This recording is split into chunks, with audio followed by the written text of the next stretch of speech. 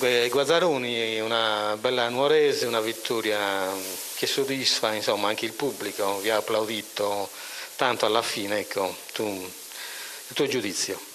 Il mio giudizio è che dopo una partita come quella della scorsa settimana ci siamo preparati bene e siamo scesi in campo con lo spirito di far subito capire all'avversario che non ci doveva essere storia oggi.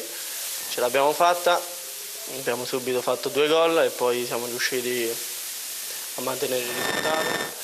Abbiamo saputo soffrire e alla fine abbiamo meritato i 3 punti. Agli osservatori è sembrato che ci sia stato un passo in avanti rispetto alle partite precedenti, anche a quelle che si sono concluse con la vittoria, che poi sono la stragrande maggioranza di questo inizio di stagione della Nuorese. Ecco, un fraseggio migliore, un miglior palleggio e poi delle azioni, diciamo, di ottima levatura che poi hanno portato anche alle reti.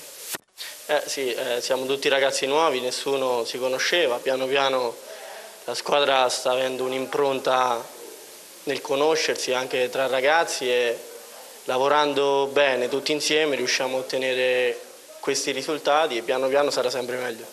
Come vedi questo campionato di eccellenza da queste prime 5 giornate disputate? Duro, la Nuorese che ruolo secondo te può giocare? È un campionato difficilissimo, un campionato molto fisico e noi dobbiamo adeguarci a questo campionato e sicuramente riusciremo ad avere un ruolo fondamentale per questo campionato.